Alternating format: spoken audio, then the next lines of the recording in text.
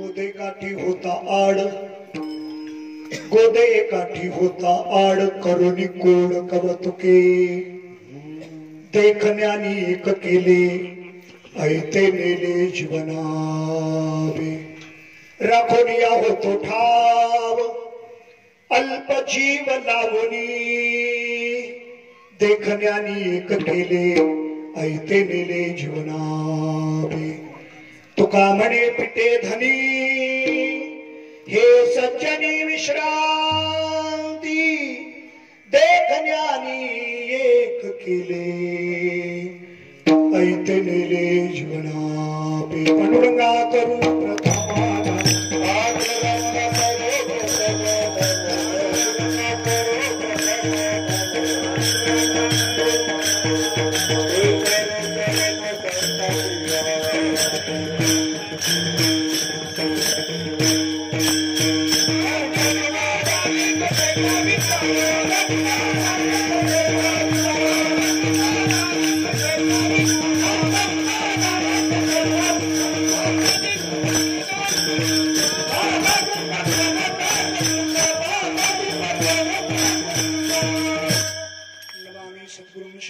सच्चिदानंद विग्रहो पूर्ण ब्रह्म परानंदमेशमानंदी वल्लभो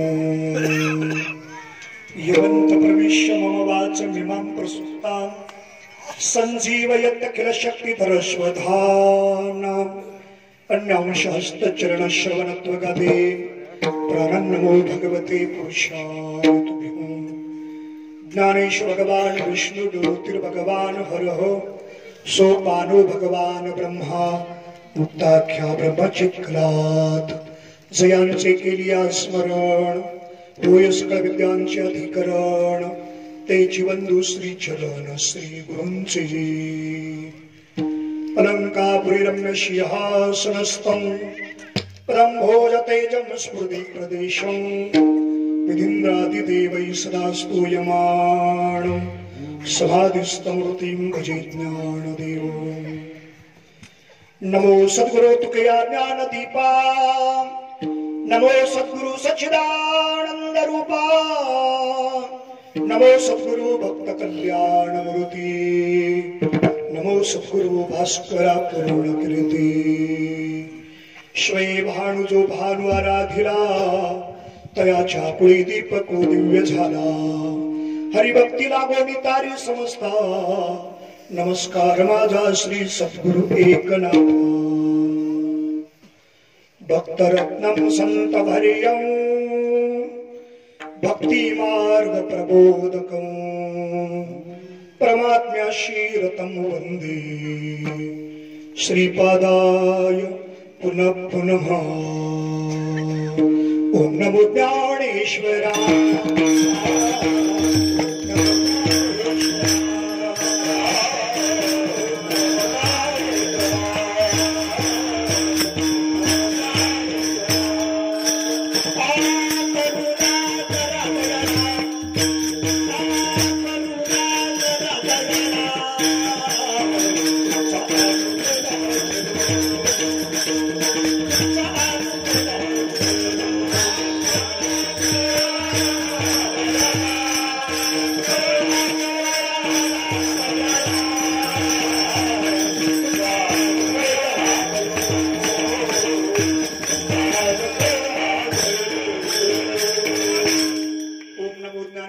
करुणा करा दयाळा तुमचा अनुग्रह लाभलो पवन झालो चराचरी विकळा दुसरी काहीच नेने बोलतो वचने अति भाविका एका जनार्दनी तुमचा दास त्याची आस पुरवावी तुमचा अनुग्रह लाभलो पवन झालो चराचरी गोदे गाठी होताड करुणी कोड कवतुके देखण्यानी एक केले ऐते नेले जीवना पे विठ्ठल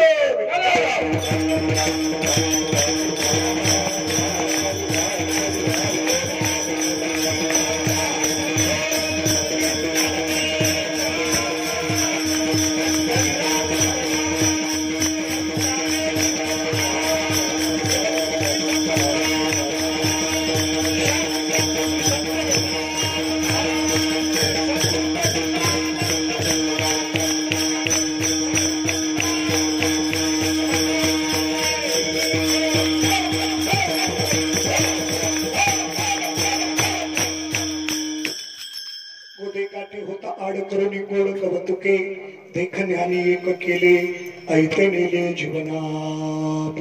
प्रस्तुत प्राप्त वेळी प्राप्त प्रसंगी उपस्थित सर्व प्रभुप्रिय सज्जन आनंदाचं साधन प्राप्त होऊन आनंद स्वरूप सत्याच्या दृष्टीने वाटचाल करणारी सर्व आनंद यात्रा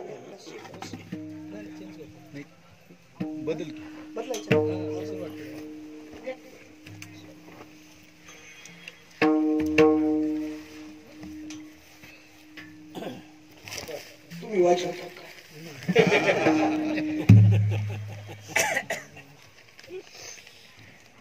उपस्थित सर्व आनंद यात्री आपल्या सर्वांच्या सेवेकरता किंवा चिंतन रूपी सेवेकरता आपल्या समोर उपस्थित केलेला अभंग चिंतन सेवेच्या निमित्तानं आपल्या समोर म्हणून दाखवलेला अभंग श्रीमद जगद्गुरु वैराग्याचे महामेरू जगतवंदनीय जगद्गुरु श्री संत तुकोबारा यांचा 4 चरणाचं महत्वाचं चिंतनीय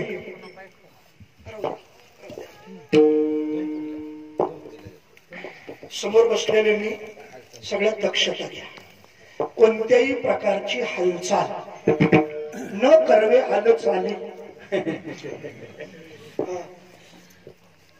म्हणून तेवढ्या करता समोर बसत नाही, कारण खऱ्या अर्थानं कीर्तनामध्ये एकचित्त हे सर्वात महत्वाचं आहे। आपणही विचलित होऊ नका आणि मलाही विचलित करू नका। आपण सर्व आज आपल्या जीवनामध्ये विशिष्ट असणारा विशिष्ट पर्व काळ ज्यांच्या पवित्र पुण्य स्मरणाच्या निमित्तानं आपल्याही जीवनामध्ये आपल्याला हा लाभाचा काळ प्राप्त होतोय। पुण्यस्मरण प्रातस्मरणीय कैलासवासी हरिभक्तीपरायण बंसीसेठ ठकुजी रोकडे यांचं पवित्र 5वं पुण्यस्मरण आणि या पुण्यस्मरणाच्या निमित्तानं तुमच्या आमच्या जीवनामध्ये साधलेला हा पवित्र लाभाचा काळ वाङ्मयामध्ये त्यालाच पर्व काळ म्हणतात। कोण हा पर्व काळ 3 आजीचा मंगळ किंवा कोण हा लाभ काळ 3 आजीचा मंगळ म्हणून आपला हा लाभाचा काळ आहे, प्राप्तव्याचा काळ आहे। रोकडे परिवाराच्या संकल्पपूर्तीने किंबहुना गजानन भाऊ रोकडे जयसिंग भाऊ रोकडे किंबहुना बाळासाहेब रोकडे यांच्या संकल्पपूर्तीने हरिभक्तीपरायण सौभाग्यवती अलकाताई प्रदीप भोर यांच्या सत्प्रेरणेने म्हणा माईच्या संकल्पपूर्तीने आजचा हा पुण्यस्मरणाच्या निमित्तानं प्राप्त झालेला हा एक दिवसीय सत्संग किंबहुना वैष्णव मेळावा सकाळपासून या पवित्र वैष्णव मेळाव्याला आपल्या सर्वांच्या परम उपस्थितीमध्ये अखिल मोठ ब्रह्मांड नायक भगवान पंढरीश परमात्मा विश्वमौली महावैष्णव ननोबाराय जगतवंदनीय जगद्गुरु श्री संत तुकोबाराय शांतब्रह्म श्री संत एकनाथ महाराज तुमचं आमचं सर्वांचं देवस्थान समर्थ सद्गुरु सच्चित आनंद स्वरूप श्री संत श्रीपाद बाबा श्री संत रामदास बाबा या थोर महात्म्यांच्या कृपाशीर्वादाने हरिभक्तीपरायण परमादरणीय गुरुवर्य दुंडराम दादा शिंदे यांच्या मार्गदर्शनाने आणि विशेषत्वानं हरिभक्तीपरायण परमपूजनीय परम आदरणीय खऱ्या अर्थानं आपल्या आनंद संप्रदायामध्ये ज्ञानेश्वरीतला भाव आदरणीय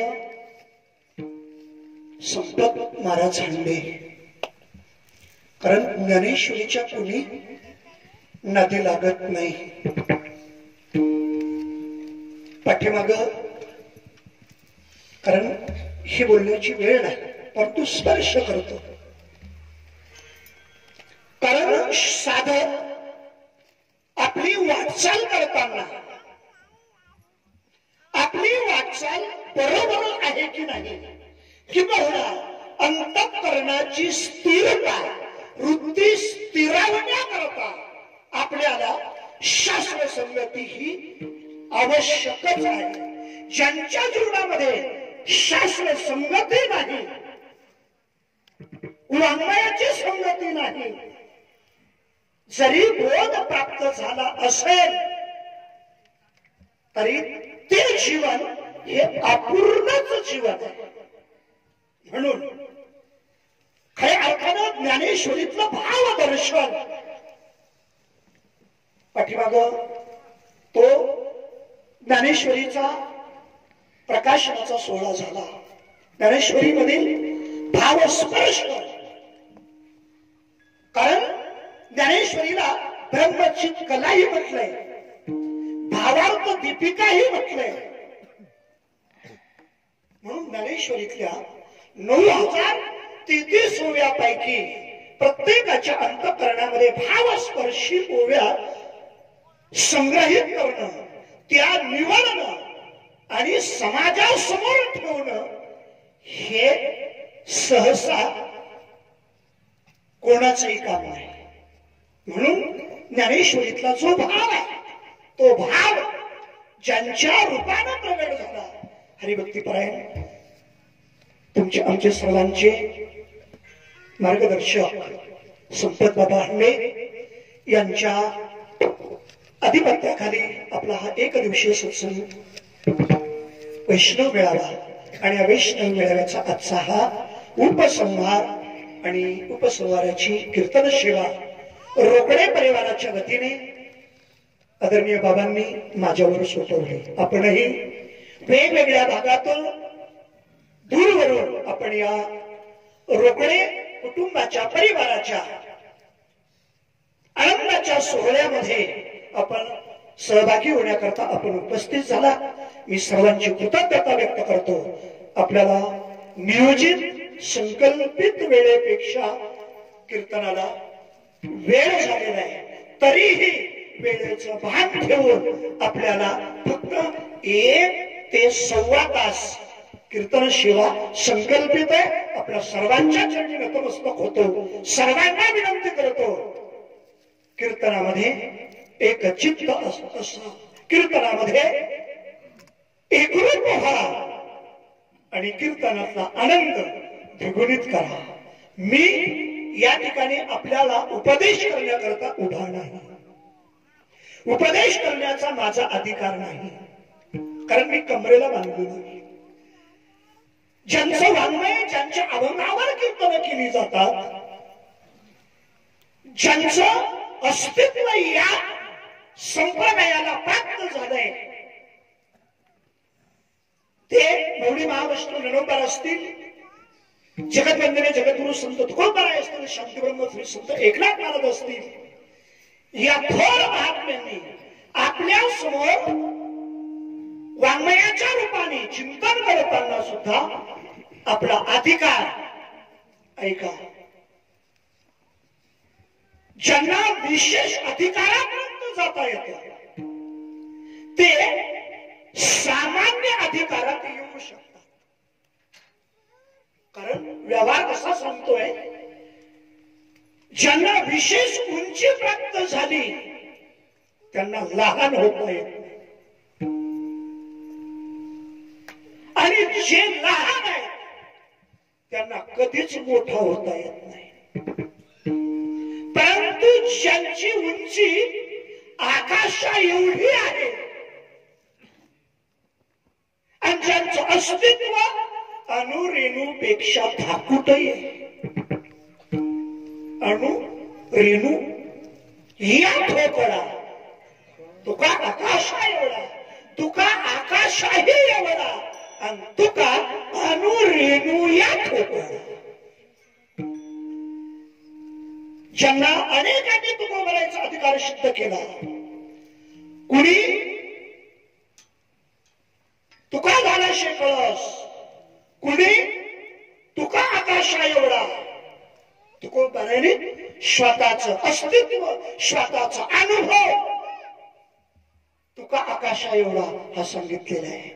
तुका आकाशा एवढा तुकिता तुलनेशी बापा तुकाशी आले किंवा तुका विष्णू नाही तुझा.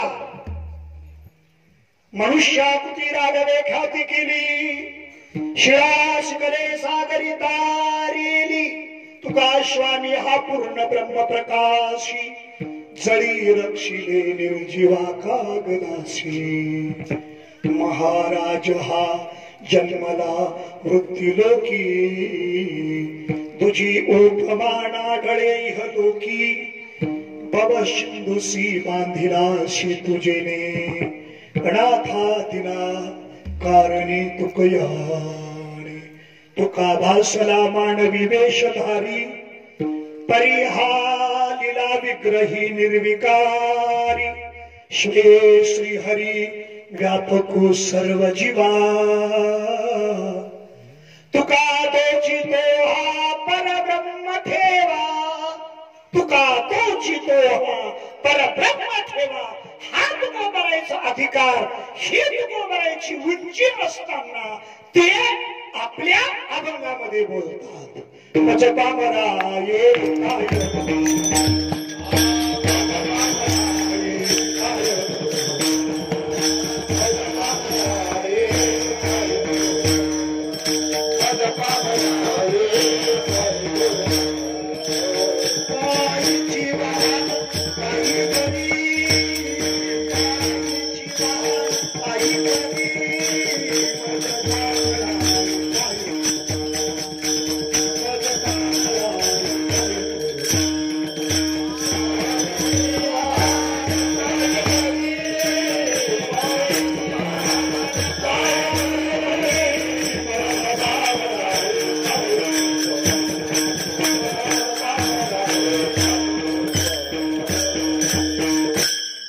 पामराये काय थोरपण पायीची वाहन पायी बरी.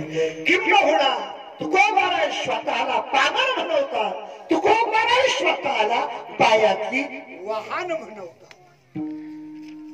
सोपं तत्वज्ञान नाही, वेगळा विषय आहे. फक्त स्पर्श करतो. ज्यांचा अधिकार विशेष आहे म्हणून जे विशेष आहे त्यांना सामान्य ही भूमिका प्राप्त करता येते. युक्तिवाद ऐका. सर्वात गोड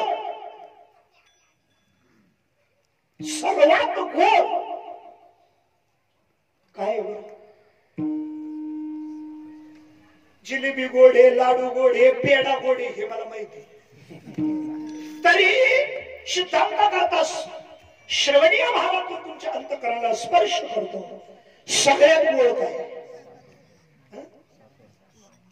वाह, तुम्ही बोलत आहे परंतु हळूच बोलत. याचा अर्थ तुमचा तुमच्यावरच विश्वास आणि म्हणूनच आमचं जमत आहे.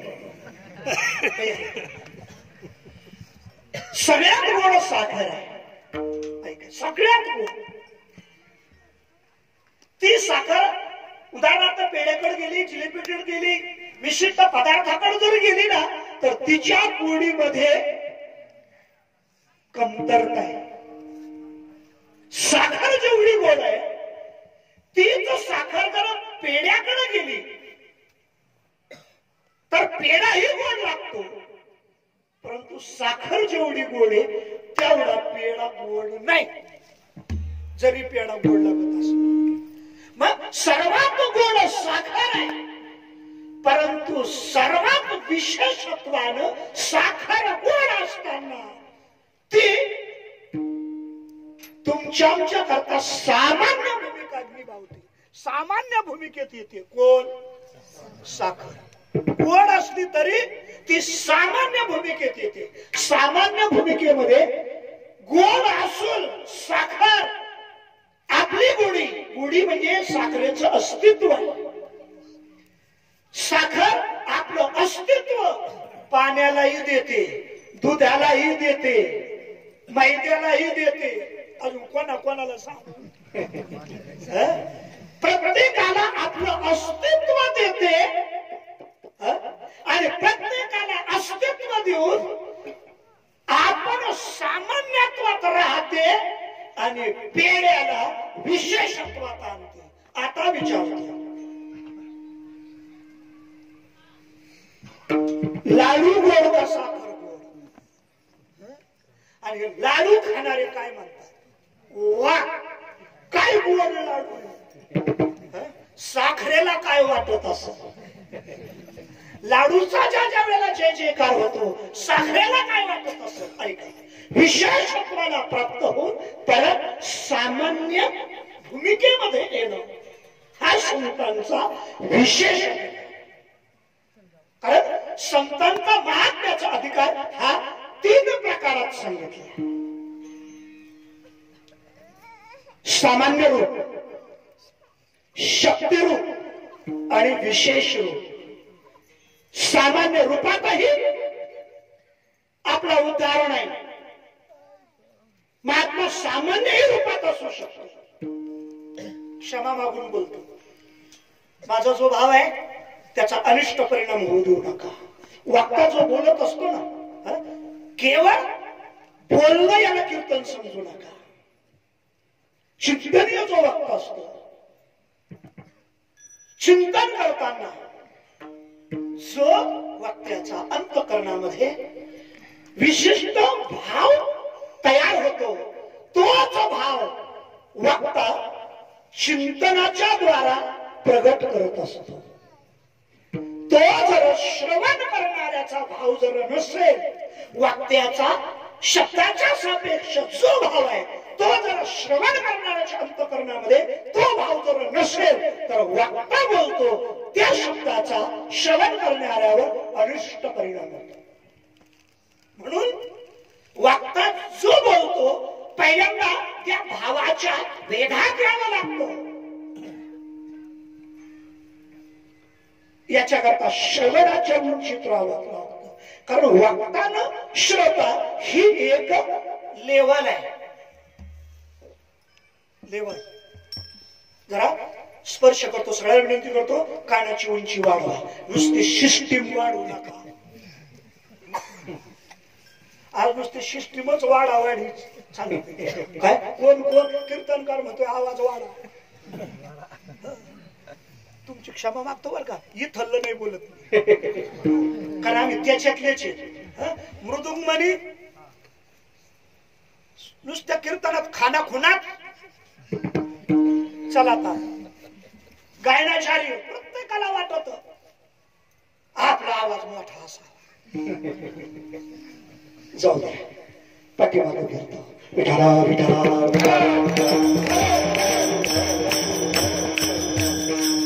आपल्यातली सिस्टीम ऍडजस्ट करा.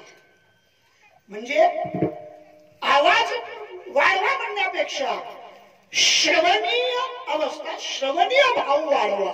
म्हणून श्रोतान वक्ता ही लेवल आहे, समानता आहे. आता विचारतो, वक्त्याचं वय किती आणि श्रोत्याचं वय किती? तुमच्या भाषेत बोलू का? बोलू तू तुमच्या भाषेत. नवऱ्याचं वय किती आणि बायकोचं वय किती? आधार कार्ड पाहू नका आणि जन्म तारीख पाहू नका. काय? कारण ते इथं बसत नाही. नवऱ्याचं जेवढं वय तेवढंच बायकोचं वय नाही. टाका असं कसं काय म्हणता? आमच्या 4 वर्षाचा अंतर, तुम्ही दोघांचं सारखं म्हणता. आता स्पर्श करतो.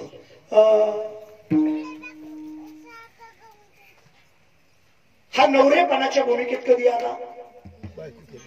ज्या वेळेला ती बायकोपणाच्या भूमिकेत आली त्यावेळेला हा नवरेपणाच्या भूमिकेत आला. आणि या दोघंही नवऱ्या बायकोच्या भूमिकेत कधी आले? त्यांची जी लग्न तिथी आहे ना, तिथून ते दोघांचं वय निघत. कारण लग्न झाल्याशिवाय हे पती पत्नी म्हणा नवरा बायको असू शकत नाही. लग्नाच्या आधी का नवरा बायको का? दोघही लग्नाच्या पूर्वी आहेत, परंतु नवरा बायको कधी मला लग्न झाल्यानंतर. लग्न या भूमिकेतून तो नवरेपणाला भूमिकेत आला आणि ही बायकोपणाच्या भूमिकेत आली. आता विचारतो नवऱ्याचं वय किती आणि बायकोचं वय किती? कितीतरी सिद्धांत देता येतील युक्तिवादामध्ये. किती? दोघांचं वय सारखंच. कोणाचं?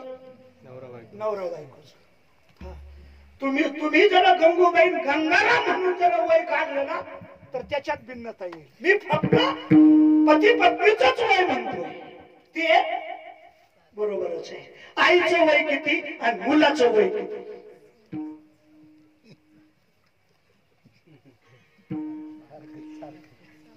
तुमच्याकडे आईचं वय जास्त असतं का मुलाचं?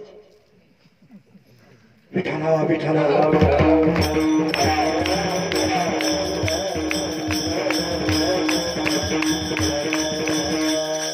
बोलताना दिसत नाही तरी सुद्धा तुमचा भाव तुमच्या चेहऱ्यावर प्रगट होतोय.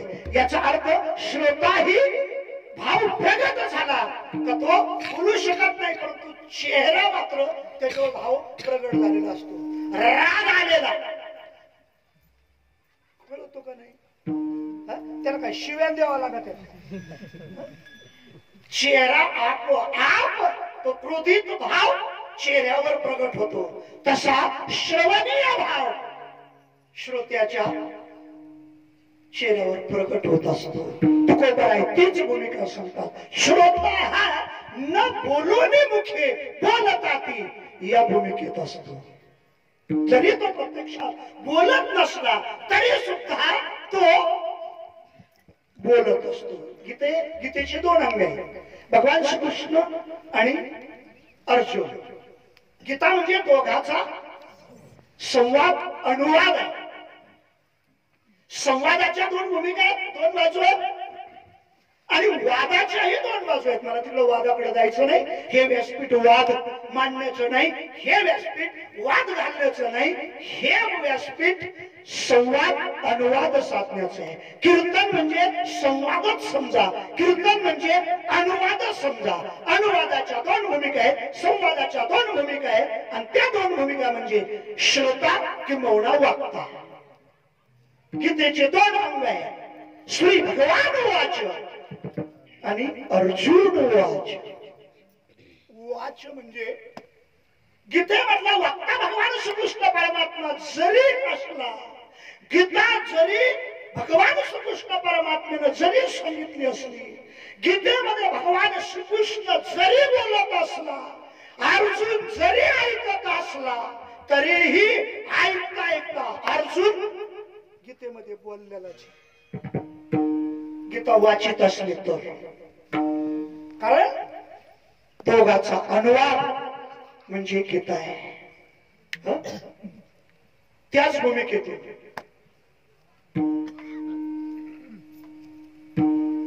आईचं वय आणि मुलाचं वय हे दोन्हीचं वय एकच, फक्त स्पर्श करतो. ती आईपणात, आई या अवस्थेमध्ये कधी आली? बाळ झाल्यानंतर. वा, जोपर्यंत संतती किंवा बाळ नाही तोपर्यंत कोण येते? आई आहे का बाई? म्हणा नुसती बाई. ती आईपणात कधी आली? म्हणा बाळ झाल्यानंतर. आता बोलतो, आईला कोणीही जन्म दिला, बाळाने जन्म, बाळाने जन्म दिला. बाळाच्या सापेक्ष ती आई. मौली महाविष्णू जनोबाला एक कूट चिंतन ठेवतात. पती जन्मला माझे बुदरी, पती जन्मला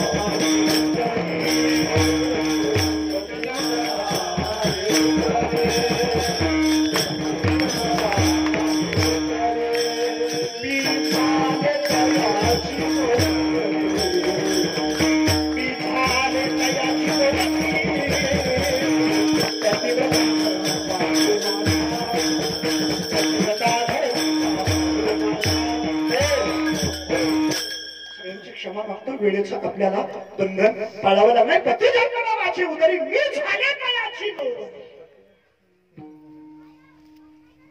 पटन का कोणा कारण हा पती पत्नी हे व्यवहारिक नातं आहे आणि माऊली महावैष्णव ज्ञानोबारायांनी ही आध्यात्मिक भूमिका सांगितली जे बाळ जन्माला आलेलं आहे ते कोण आहे बाळ जन्माला आलेलं आहे ते कोण आहे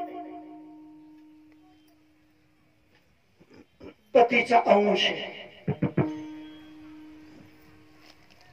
आधी पतीशी अनुसंधान साधलं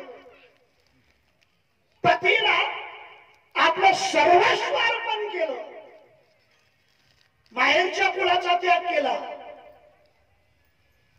पतीचं अस्तित्व स्वीकारलं म्हणण्यापेक्षा पतीचं अस्तित्व स्वीकारलं आणि आपलं अस्तित्व त्याला देऊन टाकलं वरणे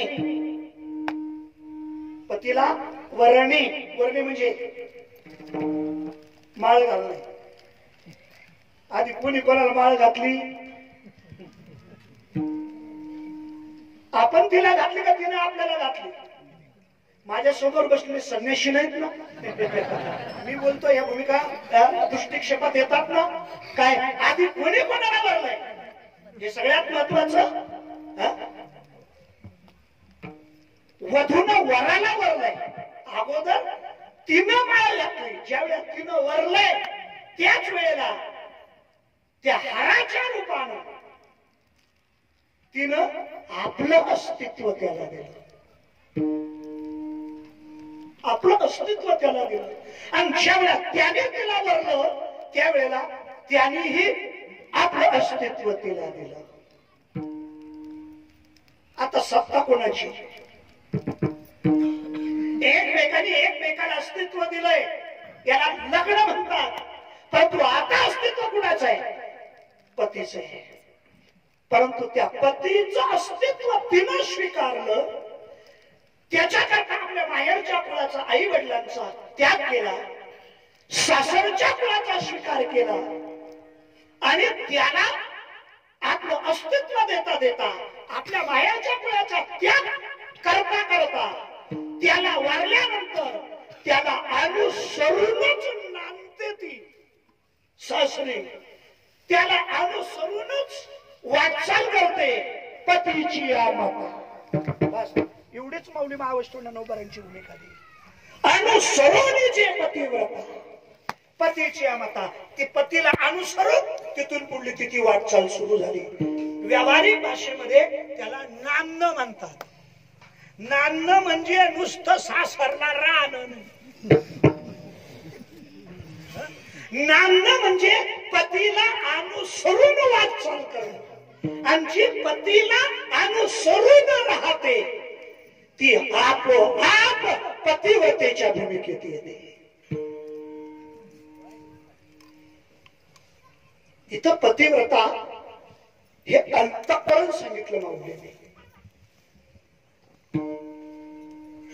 पतिव्रतेचे हृदय जैसे पती वाचून न स्पर्शे मी सर्वस्व या तैसे सुभदासी मनोबरा सिद्धांत देतात पतिव्रतेचे हृदय पतिव्रता हे अंतःकरण आहे आई हे अंतःकरण आहे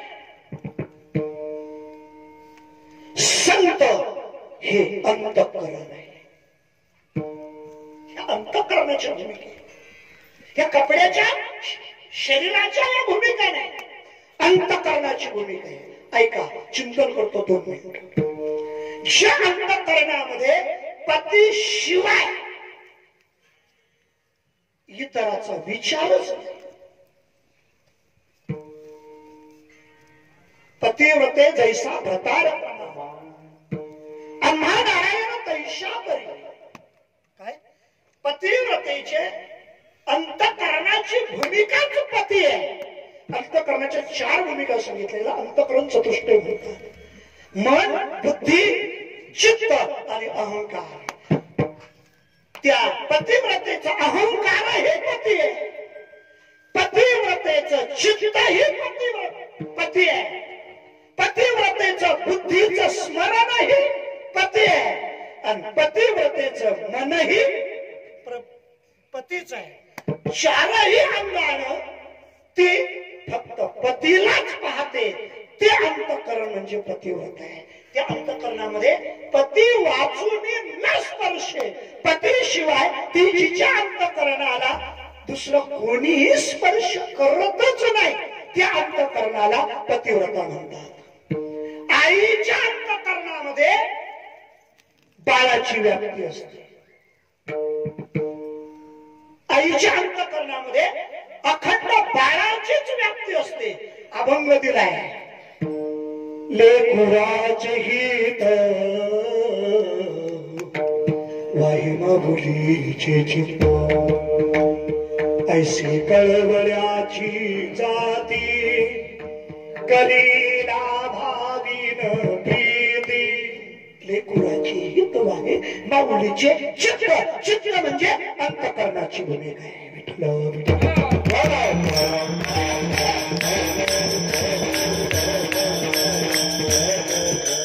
अगोदर अंतःकरण कोणाला दिलं? पतीला.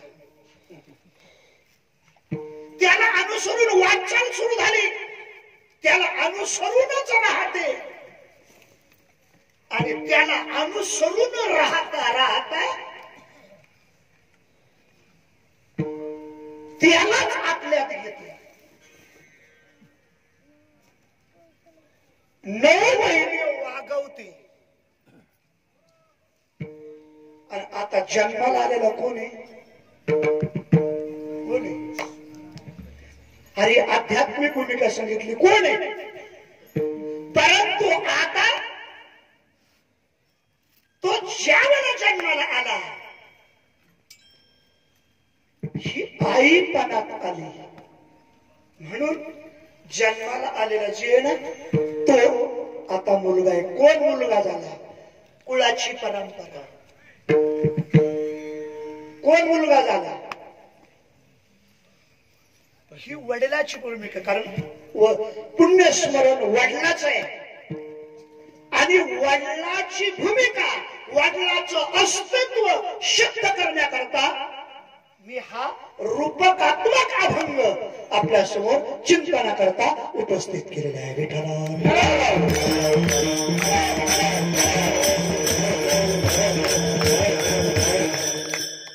हे याला अनुसरून कुळ चाललं. कोणाला अनुसरून? पतीला अनुसरून. मुलगा कोण आहे? मुलगा पतीचाच अंश आहे. हे संसाराचं कुळ. आणि संप्रदायाची परंपरा कशी आहे? या इकडं विष्णुदास विनविणारा आमची आईची परंपरा, प्रत्येक संतांची परंपरा त्या त्या संतांनी सांगितलेली आहे. प्रत्येक संतांची परंपरा. आणि परंपरा जसं संसार करता परंपरा लागते, त्याला कुळ म्हणतात. म्हणून 2 कुळ सांगितलेले आहेत. एक संप्रदायाचं कुळ आणि दुसरं संसाराचं कुळ. दोन्ही कुळाच्या आधाराला वडील म्हणतात. कुळाची 2 अंग, आणि त्या कुळालाही त्या कुळाच्या 2 भूमिका सांगितल्या, अस्तित्व आणि आधार. भूमिका समजावून घ्या. अस्तित्व आणि आधार. आधार म्हणजे वडील. संसाराचं कुळ वडिलाच्या आधाराने चालत असत. वडील म्हणजे बापच समजू नका. वडील म्हणजे ज्यांच्यापासून परंपरा चालत आली आणि ज्यांनी आम्हाला दिली, ही सगळी वडिलांची भूमिका आहे. म्हणून तुकोबाराय म्हणतात, माझ्या वडिलांची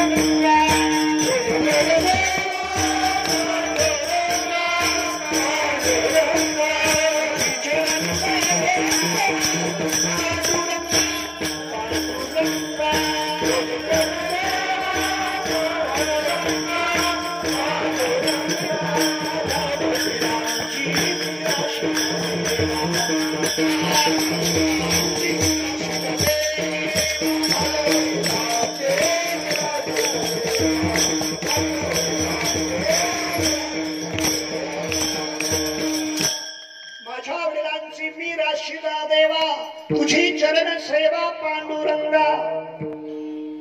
आता वडिलांची भूमिका सांगतो. यज्ञदाचरती श्रेष्ठ.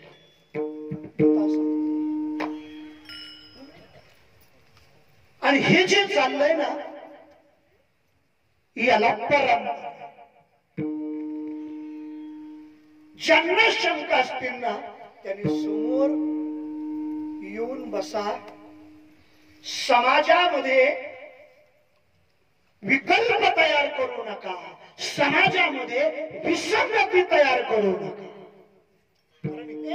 ही परंपरा आहे. समोर मालिका दाखवलेली आहे. समोर मालिका म्हणजे परंपरा.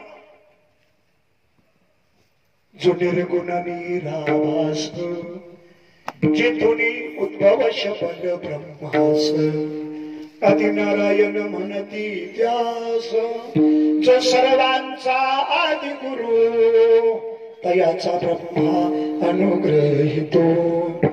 तयाचा ब्रह्मा अनुग्रहितो.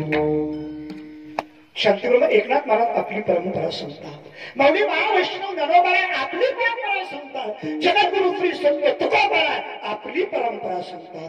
परंपरा म्हणजे ते संप्रदायाचं जे गुण आहे आदिनाथापासून माऊली महावैष्णव ज्ञानोबापर्यंत जो एकाला जो बोध दिला जातो.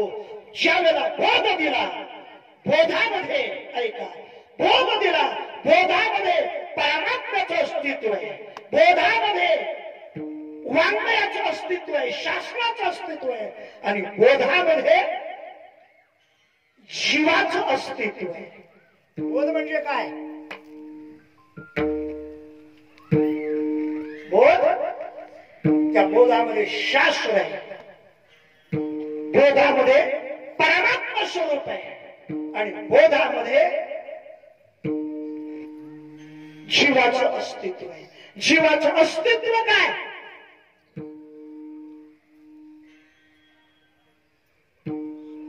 बोधाचं अस्तित्व काय?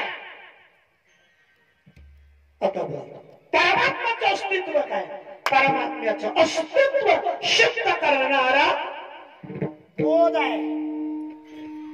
कारण बोध हा परमात्म्याच्या अस्तित्वात निवून पोचवला आहे. अस्तित्व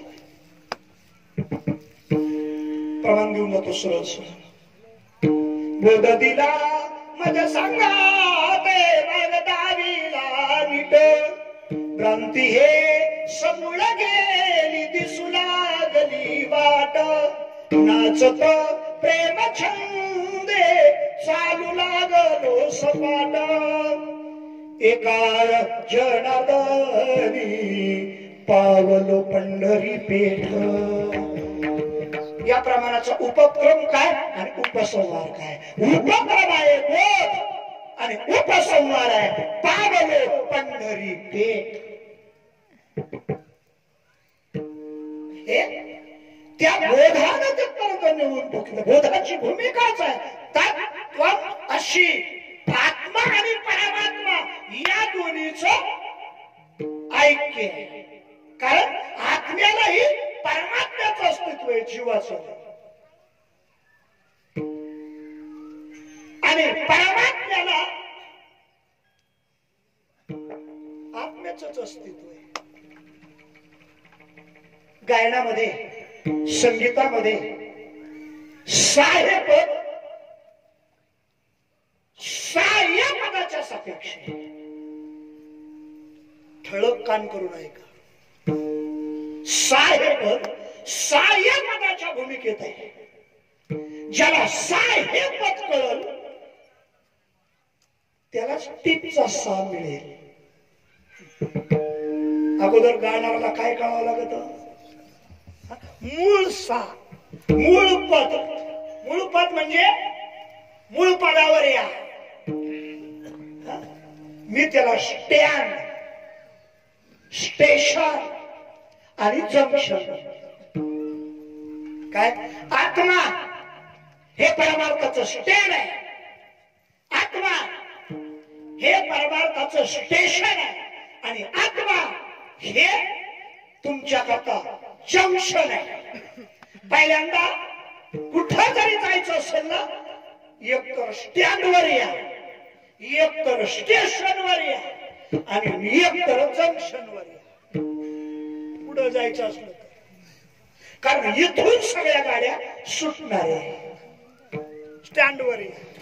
ज्याला गायन साधना या भूमिकेत यायचंय ना, पहिल्यांदा सात या पदात या. सात या शब्दकोशातून सोहम हा शब्दकोश तयार झाला. सात या पदातून सा अहम ही आत्मस्वरूपाची भूमिका आहे आणि साच्या सापेक्ष सो अहम ही परमात्म्याची भूमिका आहे. विठाला विठाला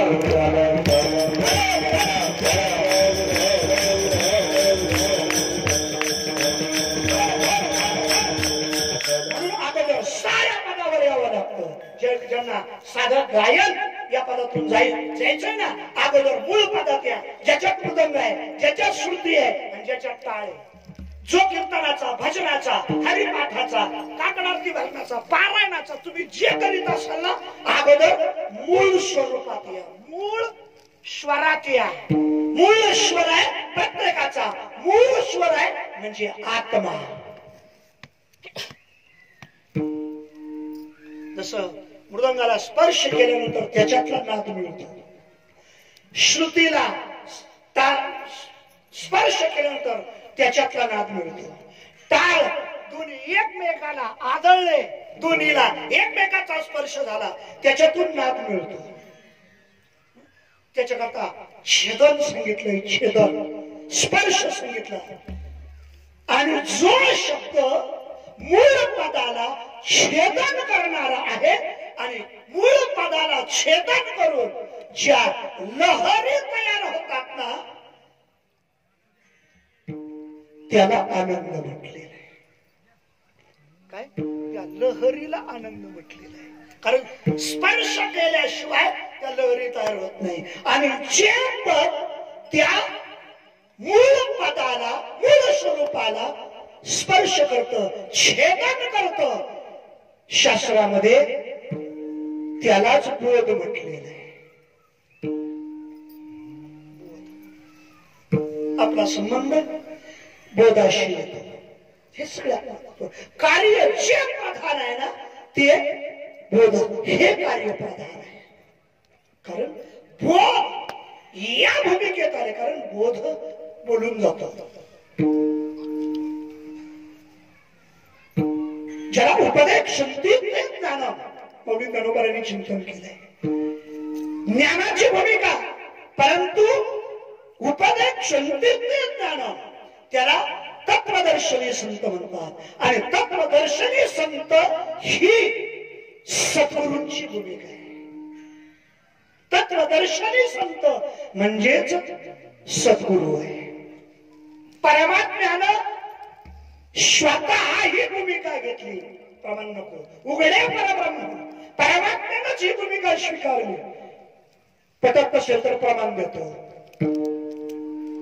आपणच देव होय गुरु, आपणच देव होय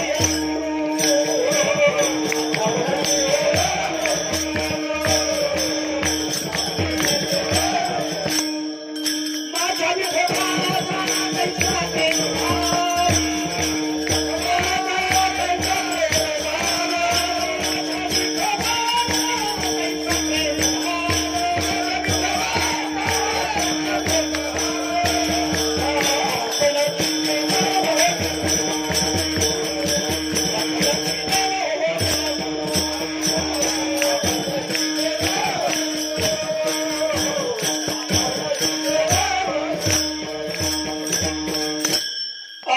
देव होय गुरु, माझ्या विठोबा.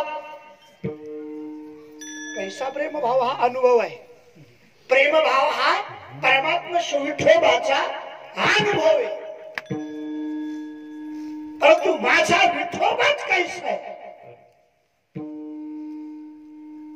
तो प्रेम भाव कैसा आहे हा अनुभवाचा. पण माझा विठोबाच कैसा आहे. आपणची देव होय, आपणचे गुरु होय. माझा विठोबा आईस आहे आपणची देव होय बोल पडिये देव हा पुरवी वासना आणि अंती ते आपणापाशी न्यावे देव भाव पडिये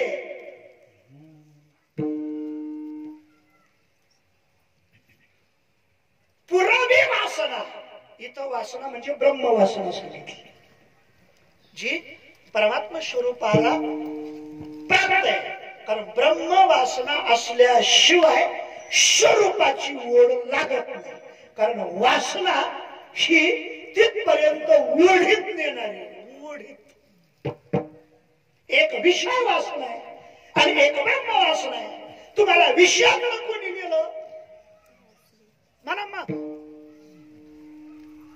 विषय वासनेने नेलं विषयाकडं विषय वासनेने नेलं कारण विषय वासना विषयाकडे उडीत नेते विषयाकडे उडीत नेणारी विषय वासना आणि स्वरूपाकडे घेऊन जाणारी ब्रह्म वासना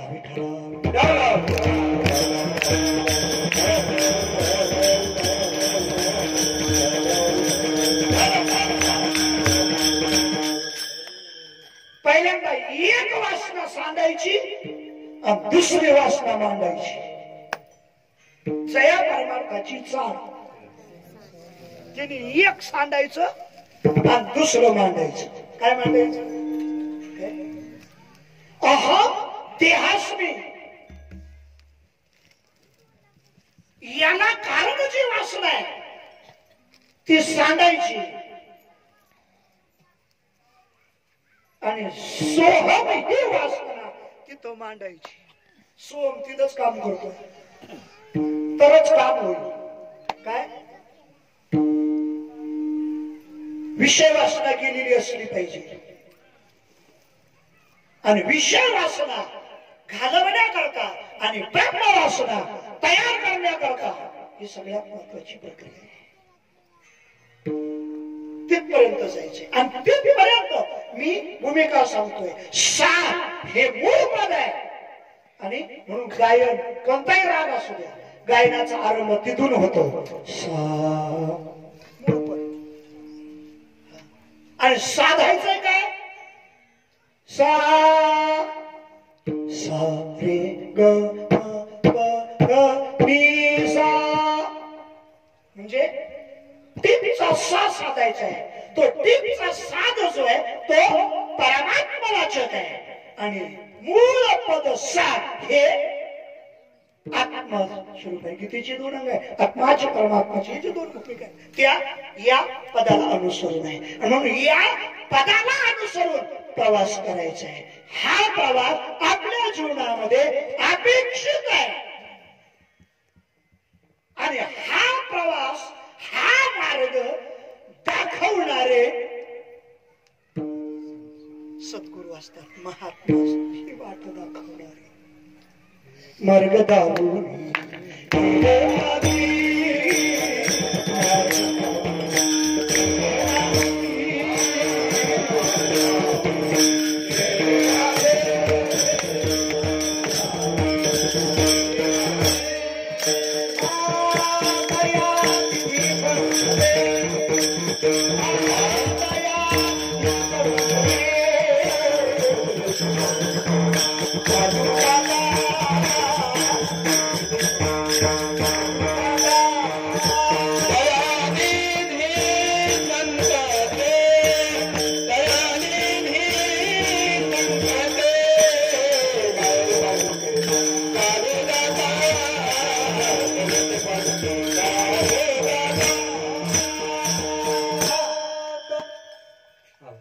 परमार्थाची भूमिका ही या पदाला अनुसरून बोध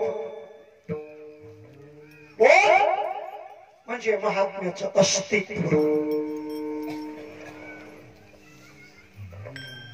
संपवतो प्रस्तावना इथंच वेळेचं भान म्हणून शास्त्रामध्ये बोधाला पुत्र म्हटलेलं आहे पुत्र आणि जो पुत्र बोध हा पुत्र ज्यांच्या पोटी जन्माला येतो ना त्यांना वडील म्हटलेलं आहे ते वडील.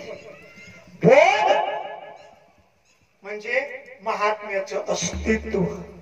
वडील त्यांना म्हणतात अस्तित्व जतन करत असतात आणि अस्तित्व कुळाला मुलाला देत असतात.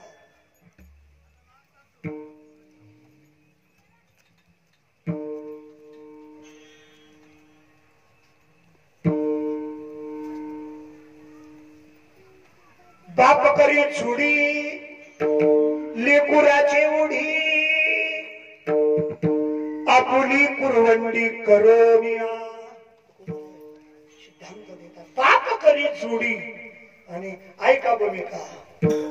ऐशी जोडी करा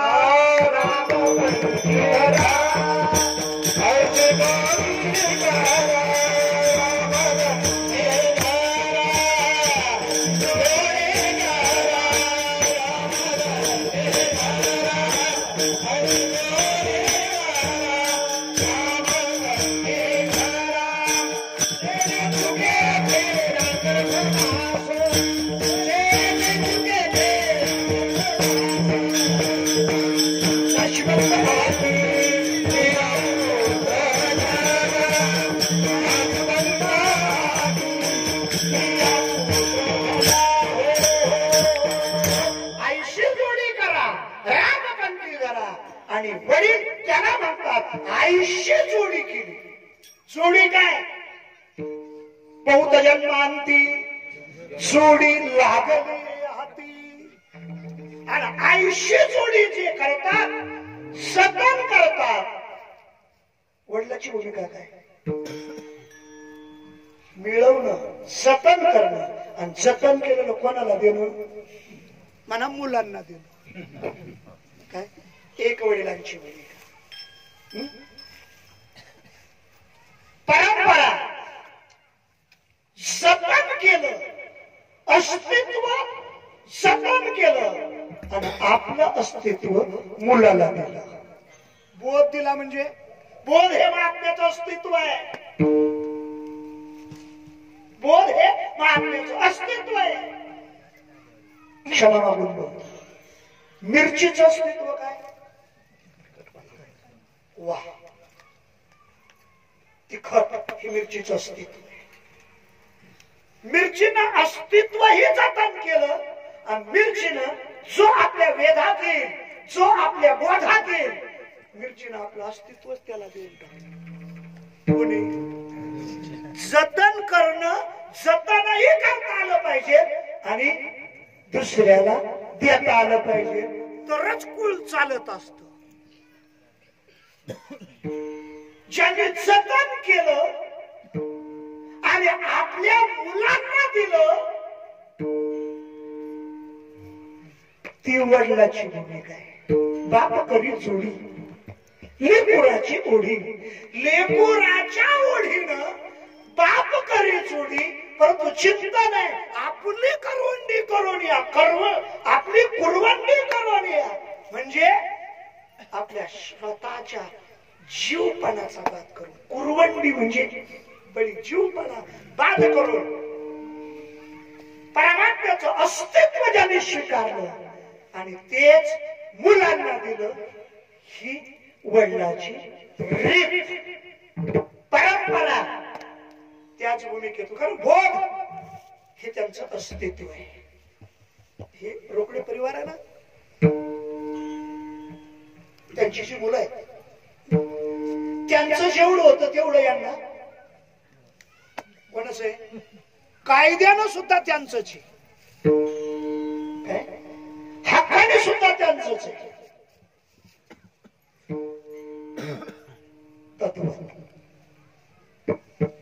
सद्गुरूंनी जे आपलं अस्तित्व आहे बोधाच्या रूपानं दुसऱ्याला दिलंय. कोणाला आदिनाथ गुरु मच्छिंद्र तयाचा मच्छिंद्रने बोध गोरक्ष बोधला गैरी प्रसाद निवृत्ती दाता ज्ञानदेव सार एकमेकांनी आपलं अस्तित्व एकमेकांना देतात. आणि यात फक्त विचार एवढाच करायचा आहे मी अभंगाची संगती सांगतो. तर अभंगाची भूमिका आहे गोदा ही संगती आहे आणि आड ही विसंगती आहे.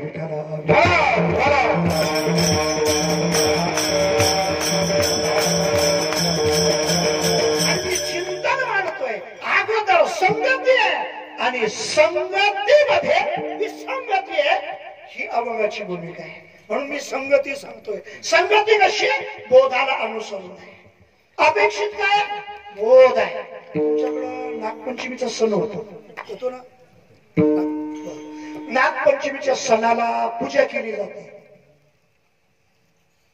जागे आहेत ना सगळे. नागपंचमीच्या सणाला पूजा केली जाते. कोणाची?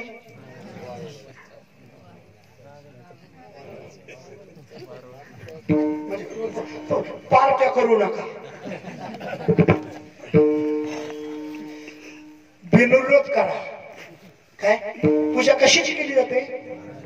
नागाची. वा जाऊ द्या. जे आपण पटावर आहेत हजर आहेत आपण फक्त त्यांचाच विचार करतो.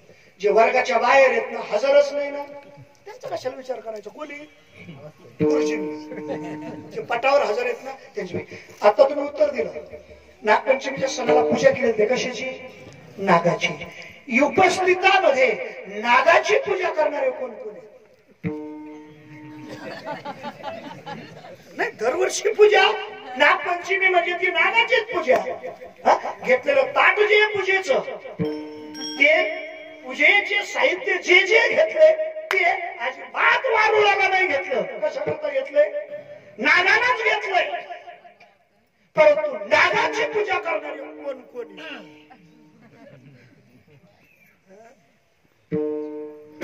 चाललंय सगळं नागाच्या पूजे करता आणि प्रत्यक्षात नागच आवडत नाही. काय संबंध आमचा वारुळाचा आहे का त्या वारुळातल्या नागाचा आहे? प्रत्यक्ष संबंध वारुळाचा आमचा आहे का नागाचा आमचा आहे? वारुळाकडे गेल्यानंतर पूजा कोणाची करायची? अरे इथून तिथून कसे वारुळ पुसणारे आणि हे वारुळ पुसणारे नागच नाही म्हणते. यांना नागच मान्य व्हाय ना. कोणाला? वारुळ पुसणार. आणि मग मला त्यांना म्हणायचंय हे दूध हे कोणाला चाललंय? तुम्ही पूजा करताना पूजा कोणा का कोणाच्या संबंधानं पूजा पत्र काही फळ पुष्पात हे कशा करता? जागता जगदेव राखा काही भाव जगजोगी जगजोगी जाग जाग बोलती जोगी जाग जाग बोलती जागता जगदेव राखा काही भाव किंबहुना पूजा पत्र काही फळ पुष्प तोय जागता जगदेव. जो जागत आहे जो जगदेव आहे त्याच्या संबंधानं भाव आणि त्या भाव जागृतीच्या संबंधानं जोगी जाग जाग बोलती. जोगी जाग जाग बोलती आणि जोगी जागो जाग बोलती. आणि तेच बोलण्याकरता जोगी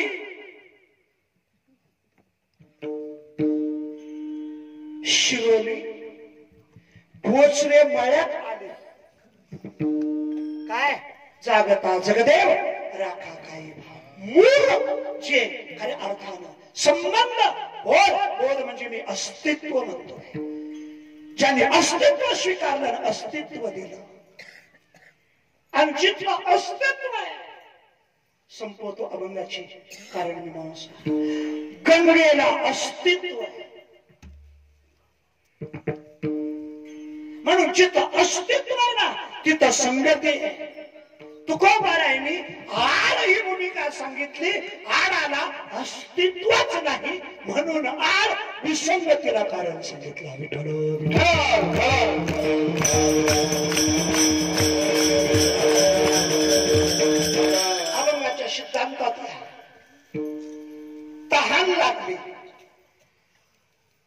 तहान लागली. तहान लागल्यानंतर आपण ज्याला तहान लागली तो आपोआपच पाण्याच्या वेधात येतो, पाण्याच्या शोधात येतो. तहान लागली. कारण तहान जी लागली, तहान कोणामुळे लागते? परिवारात अनेक माणसं आहेत, पत्नी, भाऊ एक, बराच परिवार मोठा आहे. त्याच्यापैकी तहान कोणामुळे लागते? विज्ञान शरीरामध्ये जे पाणी जगण्याकरता लागतं ना, ज्याला जीवन म्हणतात, जीवन ही भूमिकाच पाण्याला अनुसरून सांगितली. कारण पाण्यालाही जीवन म्हणतात आणि आपल्या आयुष्यालाही जीवन म्हणतात.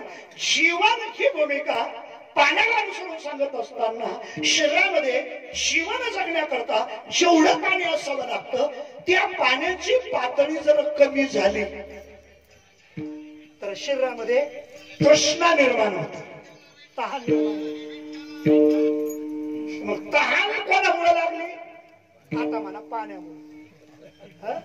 मग तहान लागलेला माणूस कुणकड धावतो? पाण्याकडेच धावतो. वा, नीट बोलता ना, खरं बोलता ना.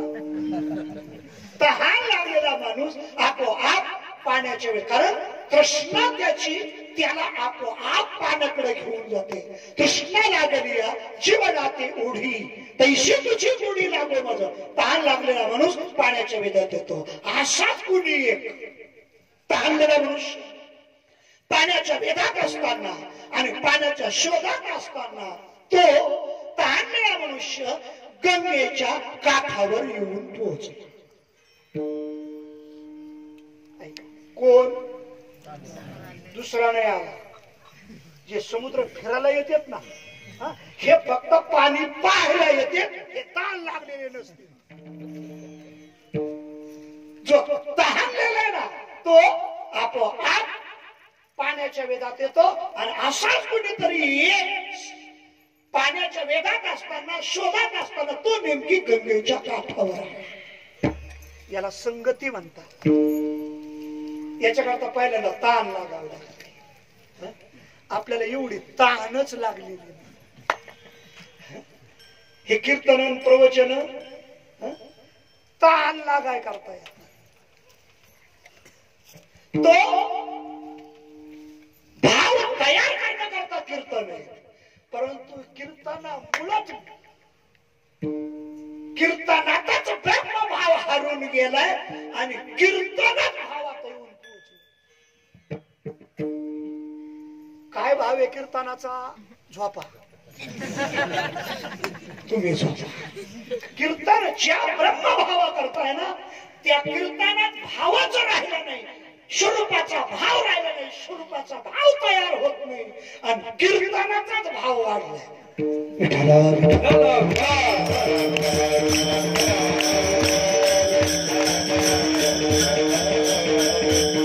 तांबेला मनुष्य गंगेच्या काठावर आला आणि गंगेच्या काठावर आल्यानंतर वेळेच्या अभावी आता गंगेच्या काठावर उभा राहिल्यानंतर कोण आला? तांबेला आला. पहिल्यांदा कृष्णा तांबला मुमुक्षत्व. मुमुक्षत्व म्हणजे काय? बस स्वरूपाशिवाय त्याला स्वरूपाचाच वेध लागला, परमात्म्याचाच वेध लागला, ते मुमुक्षत्व आहे. तुझं वीण आणू न आवडे.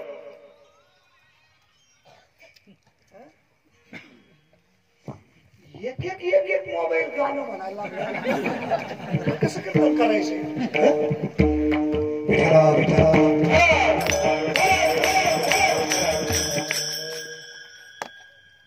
तहान लागली तो नेमकी गंगेच्या काठावर आला असता.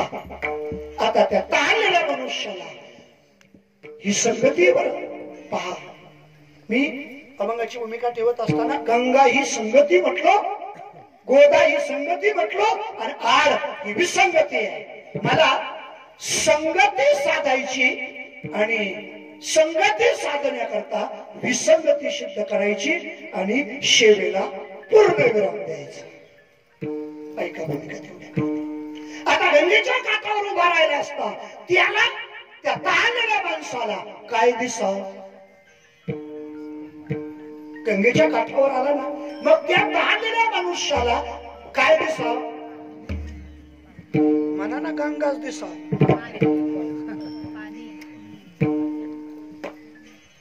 कुणीतरी पाणी पाणी करतोय बर का.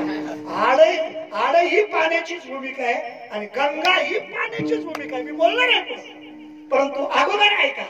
तो गंगेच्या काठावर आहे ना, मग त्या गंगेच्या काठावर आला असता त्याला काय दिसाव?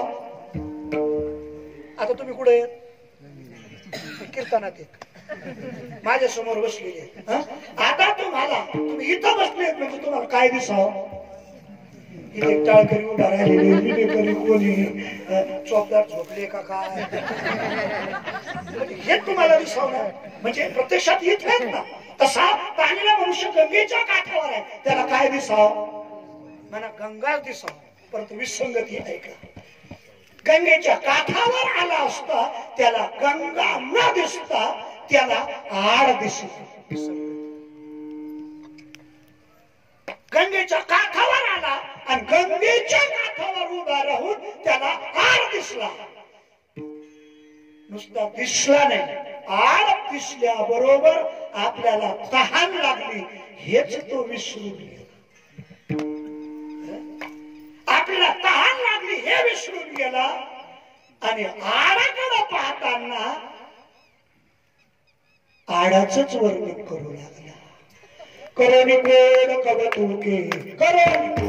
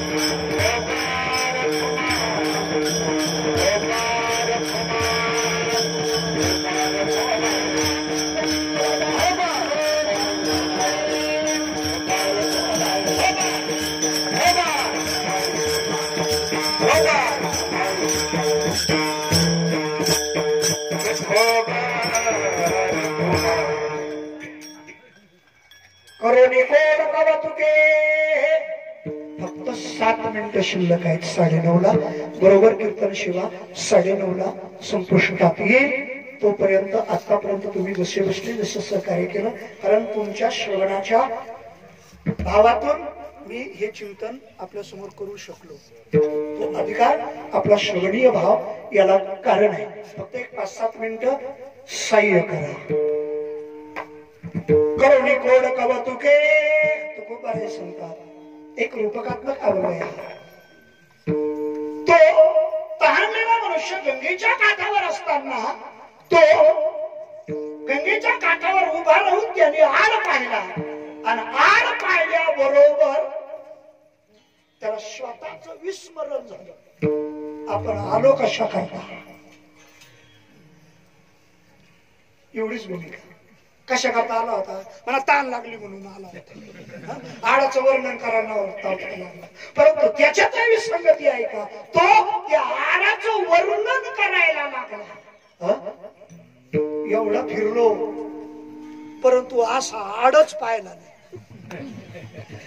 याचा संबंध आडाशी आहे का पाण्याशी? याला ताण लागलेली नाही. याचा संबंध आडाशी नाही, याचा संबंध पाण्याशी. मग आडाचं वर्णन करत असताना आडाच्या पाण्याकडे पाहावं.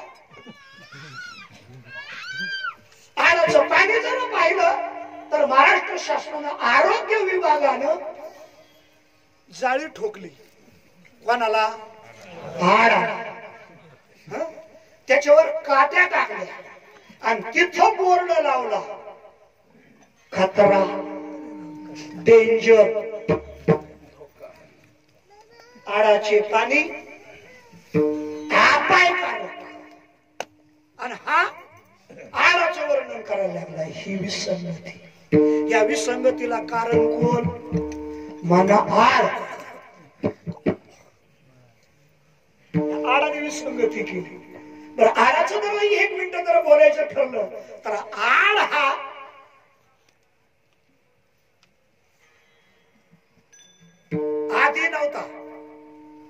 आधी नव्हता. गंगा ही मूळ आहे. गंगा ही मूळ आहे आणि आड आता खाणलाय कोणीतरी. दुसरी भूमिका आहे का? गंगा उगमस्थानापासून समुद्रापर्यंत ती गंगा आहे. तुकोबाराने उदाहरण दिलं, ही गोदावरी आहे. कुठे येते गोदावरी? केवळ ब्रह्मगिरीवर नाही, जिथं उगम झाला तिथंही गोदावरी आहे. खाली त्र्यंबकला आली तरी गोदावरीच आहे. पुढं खाली गंगापूरला आली तरी गोदावरी आहे. नाशिकला आली तरी गोदावरी आहे. नाशिक वरून कोपरगाव नगर जिल्हा तरी गोदावरी आहे. पैठणला गेली औरंगाबाद जिल्हा तरी गोदावरी आहे. पुढं बीड जिल्ह्यात गेली तरी गोदावरी आहे. पुढं परभणीत गेली, हिंगोलीत गेली, नांदेडला गेली. असं करता करता आंध्रातून बंगालच्या उपसागराला गेली. समुद्राला जाईपर्यंत ती गंगा आहे. आणि आड म्हणजे शिरोली ती. आणि शिरोलीत कुठं शिके? म्हणजे बोचरे माळ्यात. बोचरे माळ्यात कुठं शिके? गट नंबर 12 मध्ये. गट नंबर 12 मध्ये कुठे? त्या तिथं खाल्ल्या बांधाला. म्हणजे एकदम परिच्छिन्न आहे. वस्तू परिच्छिन्न, देश परिच्छिन्न आणि काळ परिच्छिन्न. ही भूमिका आडाची आहे. म्हणून आड विसंगतीला कारण आहे आणि गंगा ही अस्तित्वानं व्यापकत्वात आहे. याला तहान लागली. तहान लागल्यानंतर याला पाणी किती लागत?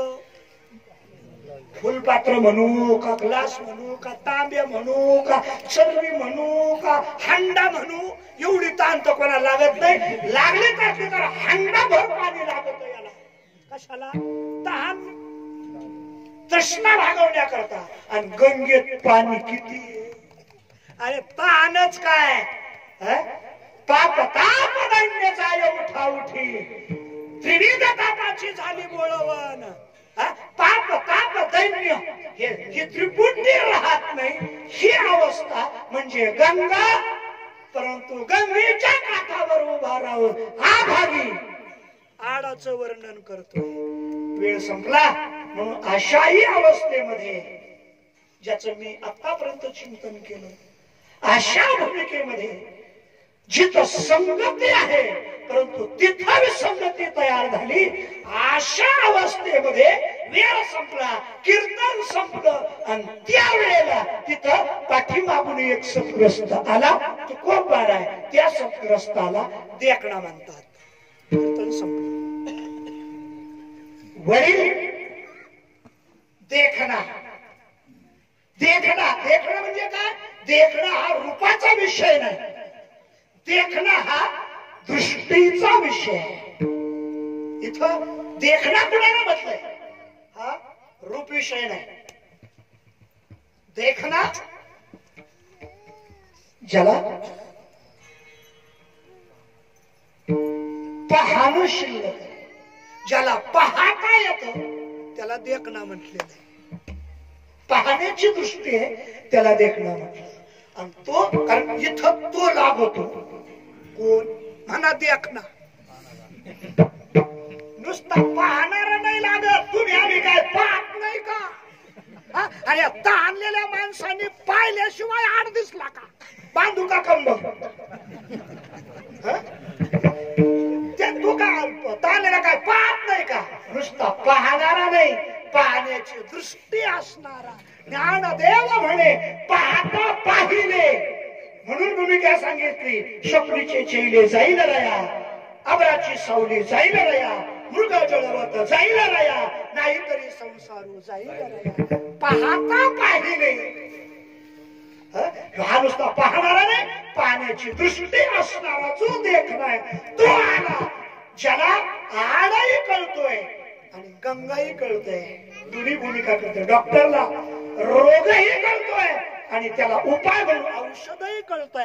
ही व्यवहारातली देखण्याची भूमिका. तो देखणा आला आणि त्यांनी काय केलं? त्यांनी एकच केलं, वेळ संपला म्हणून. जे करणं आवश्यक आहे त्यांनी एकच केलं. काय केलं?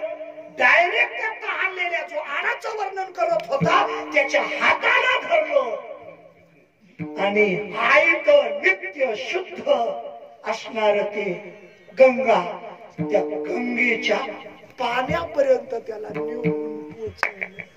देखण्याने एक केले, आई ते नेले जीवना. कारण गंगेला आईत पाणी, आईत.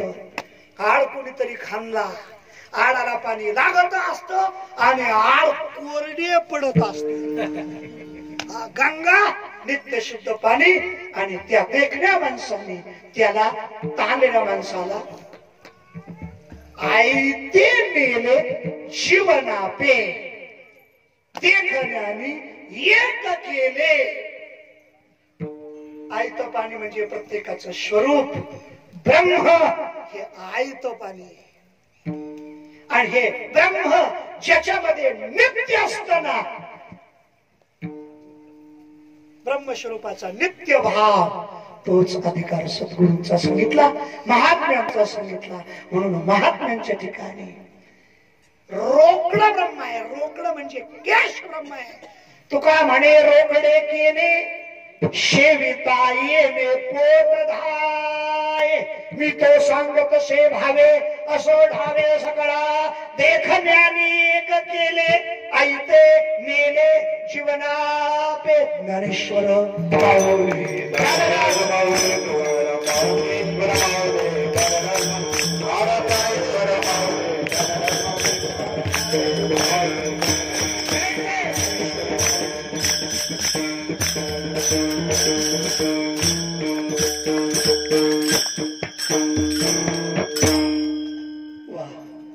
बरं झालं देखणा भेटला.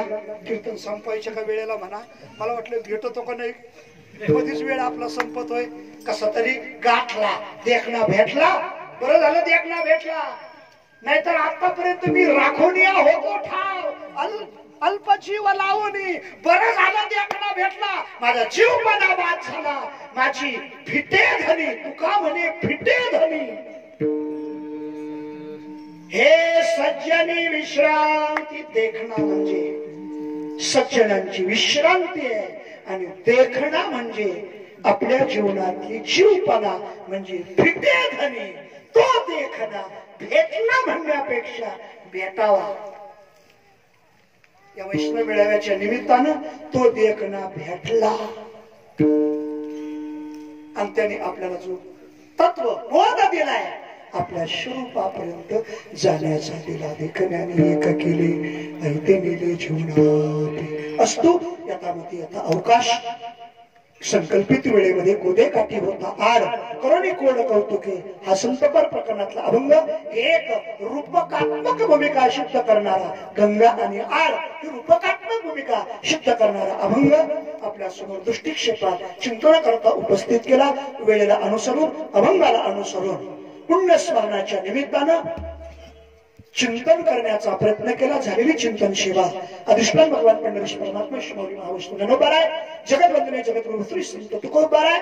शांतब्रह्म श्री संत एकनाथ महाराज, समर्थ सद्गुरु सच्चिदानंद श्रीपाद बाबा, रामदास बाबा, उपस्थित सर्व साधक बंधू भगिनी ज्यांनी हा वैष्णव मेळावा हा पर्वकाळ आपल्या जीवनामध्ये प्राप्त करून दिला.